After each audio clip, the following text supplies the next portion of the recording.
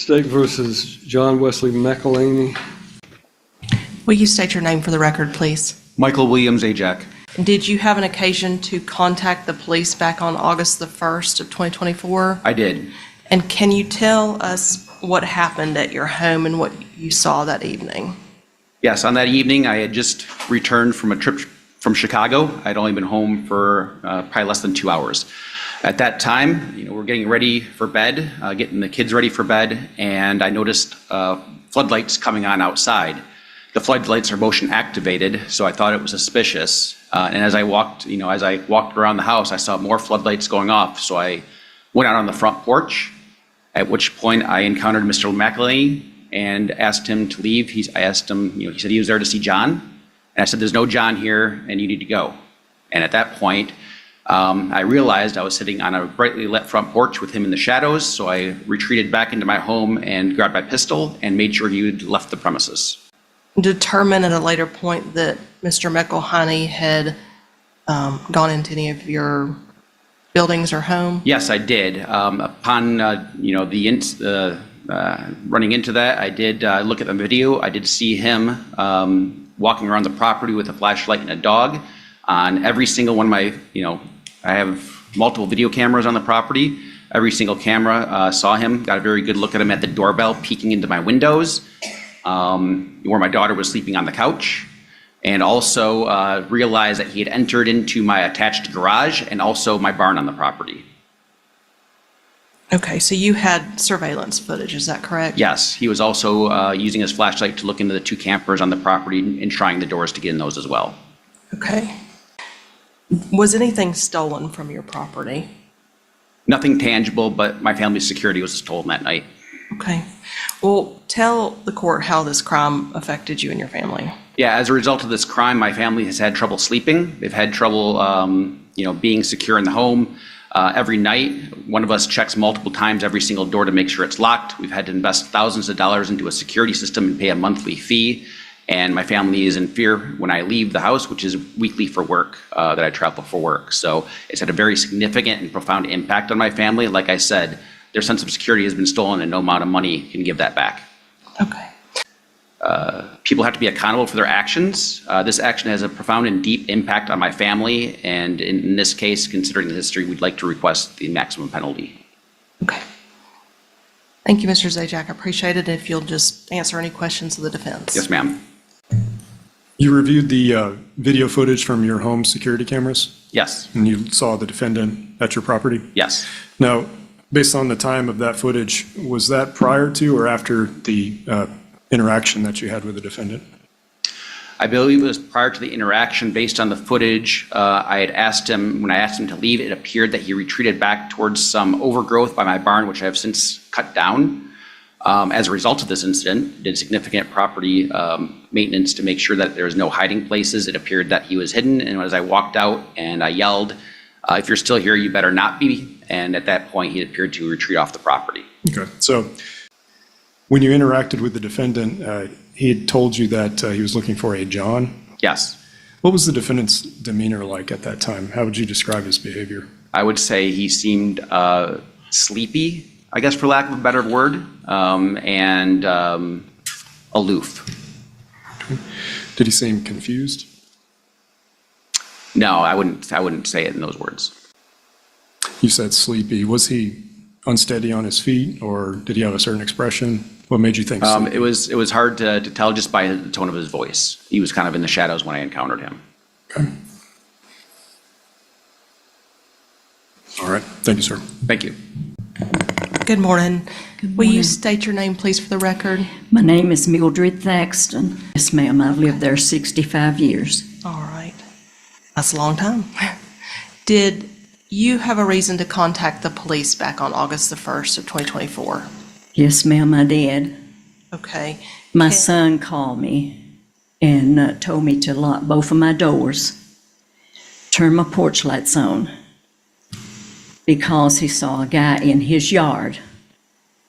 But by the time my son went in the house to get his gun to go out there and talk to the guy, he was already in the woods.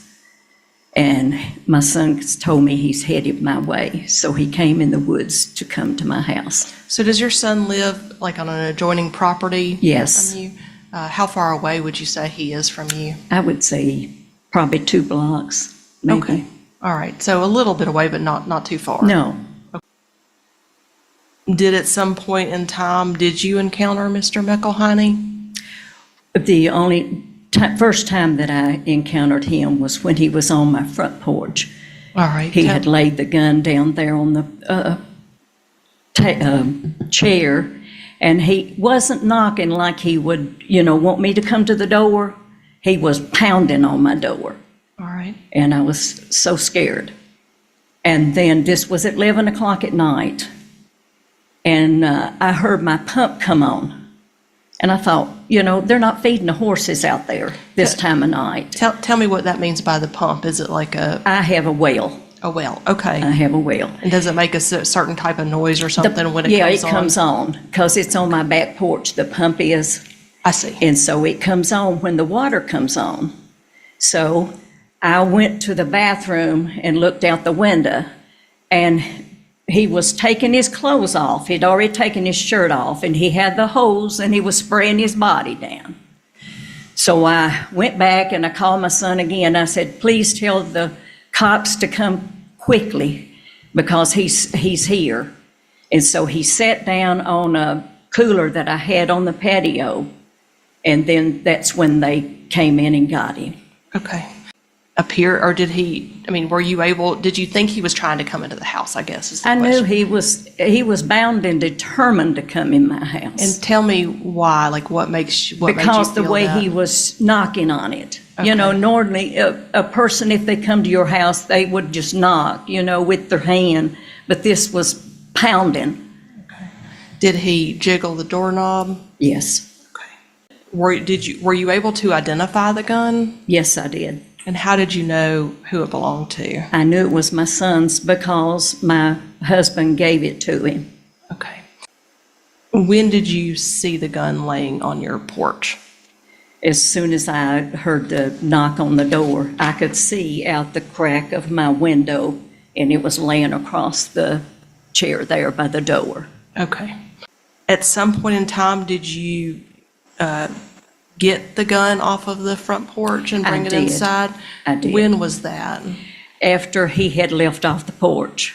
I didn't know where he went, but my son came down there, and we took the gun in the house. Okay. Can you tell the court how this experience has made you feel? How it's Well, affected you? I have had many, many nights of sleepless nights, plus I had to go to the ER, and my heart doctor had to put me on some depression medicine because I couldn't sleep.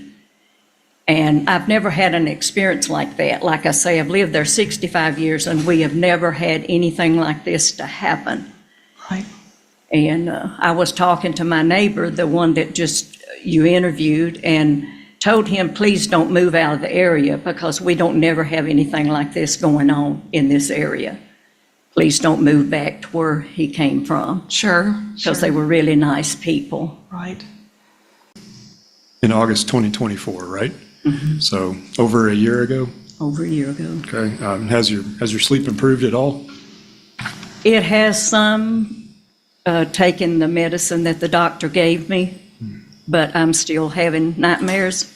You said that you went to the ER after this incident. How quickly did you go to the ER after the night?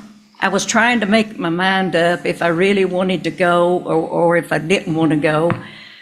I didn't call any of my family. I just got in my car and I drove myself over there, which I shouldn't have done because I was in such a state of mind, but I did. Was that the next day or how soon after? That was that morning at 1 o'clock. So in the middle of the night, you went to the ER after this? Right. Okay. Well, what did you take the pounding to indicate? I think maybe he thought that if he pounded hard enough that the door would come open because I live in an older home. And I felt like that's what he thought he was going to do. And at that time, I went and got my gun. Now, I'd you- hate to know that I had to hurt anybody. I'm not that kind of person. But if somebody's going to come in and try to kill me, I'm going to take revenge. So the pounding on the door, you would agree that people knock on doors in order to get the attention of the Oh, yeah. occupant inside the house? Yes. So couldn't this have been knocking on the door to get the attention of you inside the house? Well, I mean, it could have been, but when he started pounding on it, that's not a regular knock. That's determined they're going to try to get in. Okay. But to be sure, the defendant never entered your home, did he? No, Okay. And he took none of your property, did he? no, not that I know of. Okay. All right. Thank you. I'm sure there's some in the woods back there somewhere because as far as I know, there was about 11 homes affected that day. Thank you. Redirect. Thank you, Ms. Thaxton. You may have a seat. All right. Mr. McElhaney, would you please state your name? John Wesley McElhaney. Okay. And in this case, you've been convicted of aggravated burglary, vehicle burglary, and attempted aggravated burglary. Is that right? Yes, sir. Okay. And you're asking the court to decide your sentence and allow you to go to recovery court here in this judicial district. Is that right? That's correct. I would like to hand you a document. Do you recognize this? Yes, I do. All right. What is it? It's a acceptance letter to drug court. Okay. Do you have a drug problem? Yes, I do. When did you first start using drugs? Probably 14. Okay. What drugs were those? Marijuana. Okay. And what led to that? I don't know. I lost my dad when I was young, and my mom remarried, and man she married, he was not a good person, and he was abusive. So my mother let me kind of stay away from the house, and I got tangled up in the wrong bunch, How was he abusive to you? mentally and physically. Okay. Like physically, he'd strike you? Yes, sir. Okay. And your father had passed away before that? Yes. Yeah. How old were you when your father died? Well, How did your father die? he was killed in a car accident. Okay. And did you have any brothers or sisters? Yes, I did. And when my dad died, I had a stepbrother. His name was Casey, and we grew up together. And 4 years after my dad passed, he was killed in a dirt bike accident. Okay. Were you close to Casey? Yes, very close. Why did you use drugs? Well, like I said, I buried my dad. I buried my brother.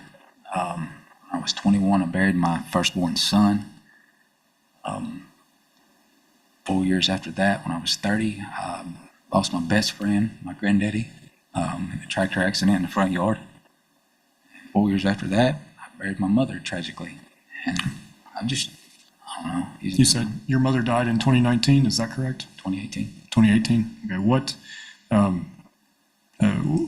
What led to her death? Well, she was diagnosed with a lymphoma disease years prior to this, and she had to do chemo and radiation, which is a form of breast cancer, and she beat it. And she developed MS, muscular sclerosis, because of the chemo and whatnot. She could walk around the house. She could do things. She could walk around Walmart without her getting these dizzy spells.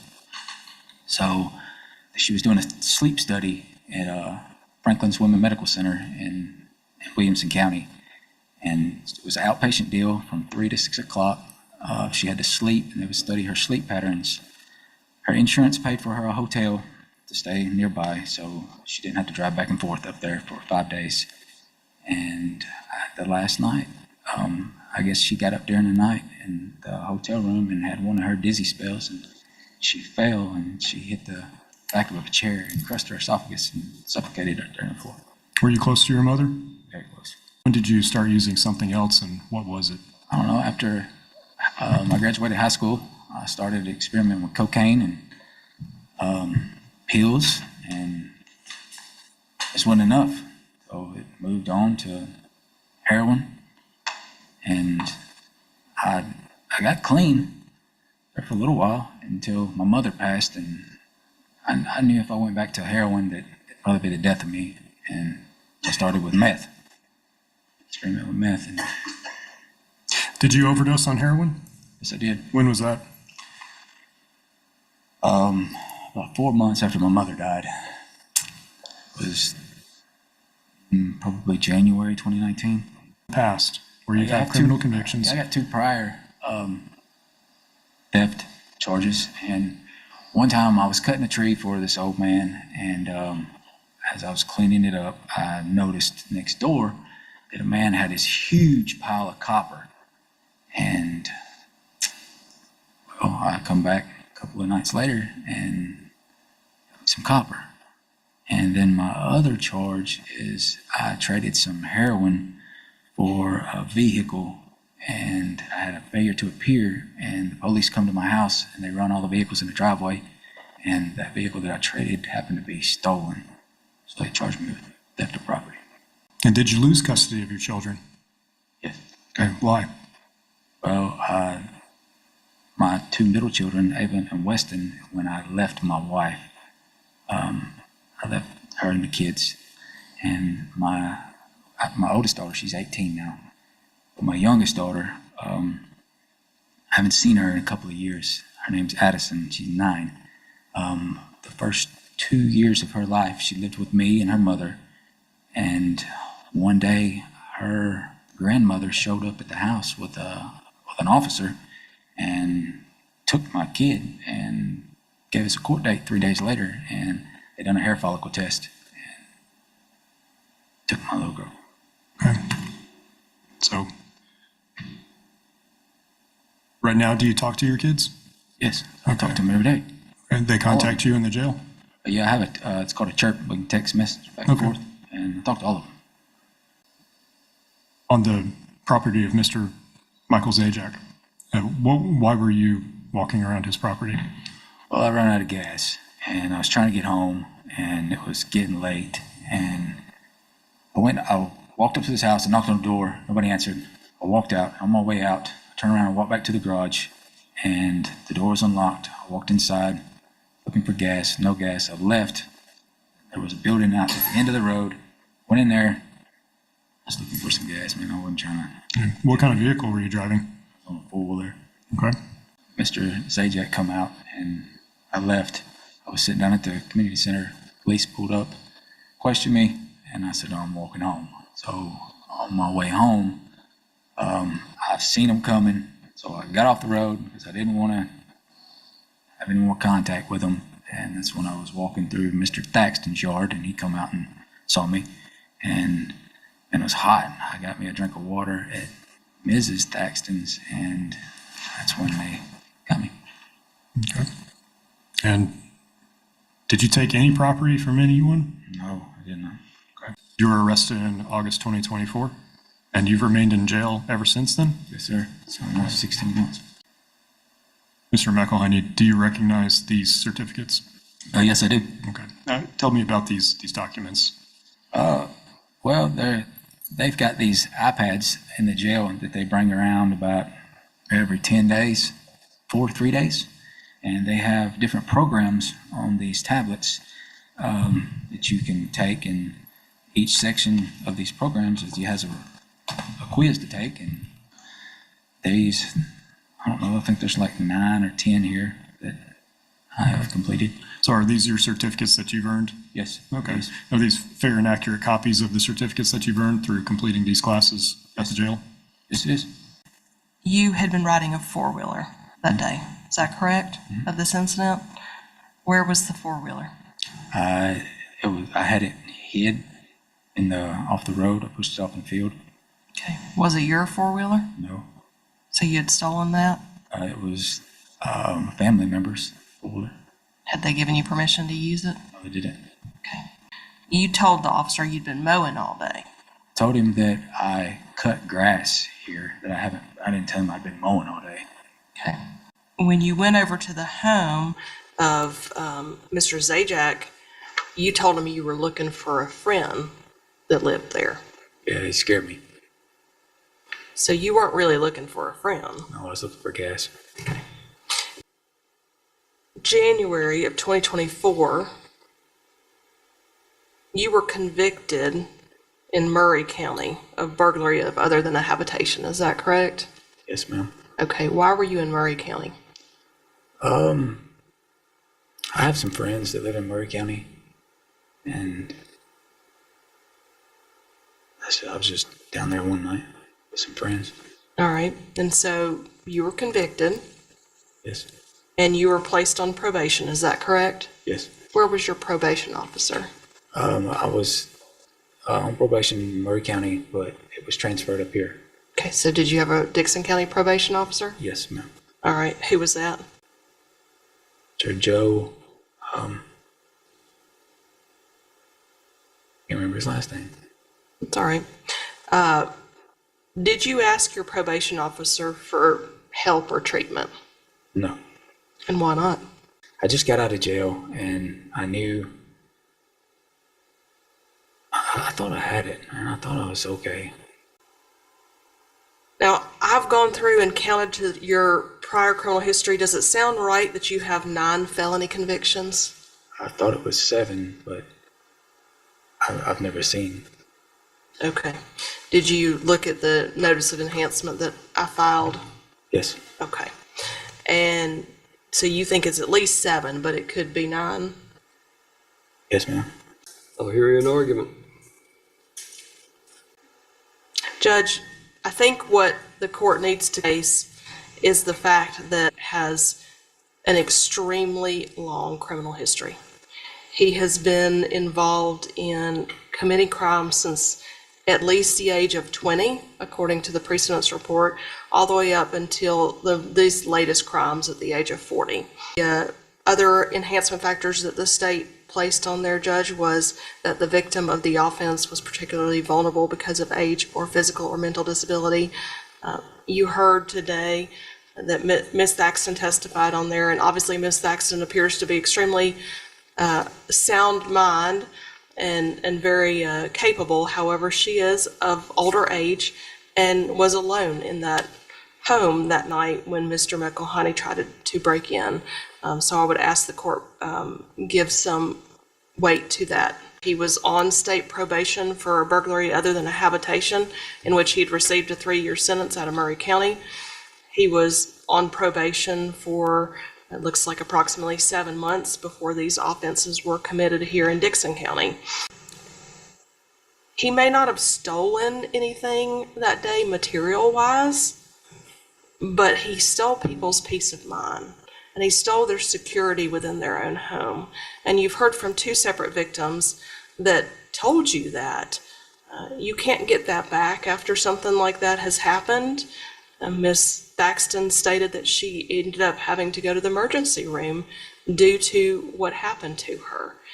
And at this point in time, Judge, I am asking that Mr. McElhaney take whatever opportunities he has in prison for treatment, and that's how he goes about and receives his treatment. And I'm asking the court to sentence Mr. McElhaney to serve the full 10 years, up to 10 years in prison. Thank you, Your Honor.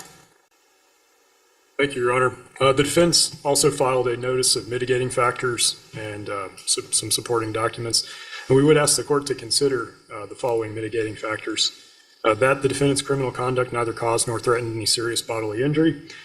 From the evidence that was presented today, it's clear that the defendant at no point threatened anyone with any kind of harm, made no verbal threats, and no one was in fact harmed, incurring serious bodily injury.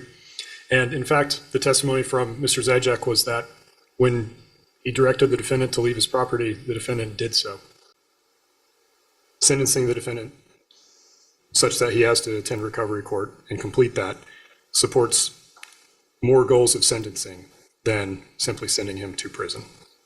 So we ask that the court order the defendant to undergo recovery court and complete that. Thank you, Your Honor. Taking into consideration that the defendant has a long history of criminal conduct, it's been pointed out that he has 20-plus years of criminal conduct, either 9 or 7, depending on which version you accept, felony convictions, multiple misdemeanor convictions. He has convictions for other convictions, prior convictions for theft, and a conviction for burglary in his past. His sentence, if it had been open to the court, would be 10 years up to 15 years. That would be the range for the Class C aggravated burglary. By agreement between the state and the defendant, he received the consideration of limiting or capping the sentence to 10 years. Number three, the victim of the offense was particularly vulnerable because of age or physical or mental disability. I didn't get the impression Ms. Thaxton was very particularly so elderly that she was not disabled, but she is like me. She's not a young person, so I do find that that is a factor to it. And she lives alone, and being isolated in her home by herself, I think that is a factor that would be applicable in this case. The offense involved the theft of a firearm from a motor vehicle, and the court does find that although he did not plead to the actual theft, that the proof here has clearly established that there was a theft of the firearm from the motor vehicle. The mitigating factors that the defendant has submitted are one, that the defendant's criminal conduct neither caused nor threatened serious bodily injury. I'm happy that there was no serious bodily injury. Mr. McElhaney might want to consider the fact that in my growing up, if somebody had shown up on my father's doorstep in the middle of the night banging on the door, they might not be alive the next day to have to deal with anything. So luckily, there was no serious bodily injury or harm. Ms. Thaxton deserves to live in her home without fear. Mr. Zajac and his family, they deserve to live in their home and have a sense of security, and they've been robbed of that by the actions of the defendant in this case. And the defendant was motivated by a desire to provide necessities for the defendant's family or the defendant's self. I have listened to Mr. McElhaney and listened to the proof that the state put on from these witnesses about his behavior around their home is inconsistent with his version that he was simply looking for gasoline or that he was, just wanting to cool off with a hose or whatever. He may have been on drugs, but my opinion is that you don't go looking for gasoline if you're committing a burglary of a vehicle. That's not the purpose of it. And so for that reason, this court does not find that there is any indication substantiating the fact that he was acting on behalf of himself and seeking the necessities of gasoline. I think that factor is also more applicable in a situation where a person commits a theft because their family is hungry or starving or something, and they've been motivated to provide necessities for themselves or their families. That's the court's interpretation of the purpose of that. I do not find that to be applicable in this case. While I have great belief in the drug court program, the fact that this gentleman has been on probation over and over and over again is an indication to me that recalls the old saying that the definition of insanity is repeating the same thing over and over and over again and expecting a different result. I hope that Mr. McElhaney is serious about wanting to have treatment for his addiction, but this court is of the opinion that rendering him into the drug court program is not in the best interest of society and does not comply with what I believe the requirement of the law is. So therefore, as to count one of the aggravated burglary charge in docket number 134, he is sentenced to serve the 10 years in the Tennessee Department of Corrections. Count one of the 135, he is sentenced to 6 years for vehicular burglary and is ordered to serve that sentence, obviously contemporaneously with the 10-year sentence that I've previously indicated. Count 4, he is on the attempted burglary, he is sentenced to 10 years on the attempted burglary, which is a Class D felony, and court has ordered that be run. I mean, the agreement is that it's capped at 10 years for an aggregate sentence, so he is ordered to serve all of those as concurrently, and also concurrently with his Murray County. He'll get pre-sentence jail credits as set forth on the plea agreement until today, and that is the judgment of the court. Your Honor, for his pre-sentence jail credits, that That would be amended to reflect his time through today's hearing. Yes. I would think, He'll Your get Honor. pre-sentence jail credits through today. Yes, sir. Thank you. This case is a powerful reminder that burglary isn't just about stolen property, it's about stolen peace. What we heard in this courtroom wasn't theory or speculation. It was real fear lived in real homes, late at night when families are at their most vulnerable. 2 victims, 2 quiet homes, and 1 defendant whose actions turned ordinary nights into lasting trauma. 1 father forced to arm himself to protect his children. 1 elderly woman, alone, hearing violent pounding at her door, later sitting in an ER with her heart racing from terror. That's not misunderstanding, that's impact. The defendant asked for sympathy, and the court listened. Addiction, loss, and hardship were all considered. But here's the hard truth the judge made crystal clear. Explanations do not erase accountability. When someone repeatedly violates the law, ignores probation, and invades homes at night, society has to draw a line. Now, the judge's words cut deep for a reason, because in many homes, this situation would have ended in gunfire. The fact that no one was physically hurt does not mean this crime was harmless. This sentence wasn't about revenge.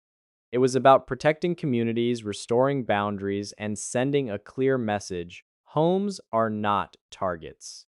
Okay, and justice isn't just punishment, it's prevention. D and Bar, what do you think? Was the Suryear sentence fair, or should recovery court have been given one last chance? Okay, comment below and follow for more real courtroom breakdowns.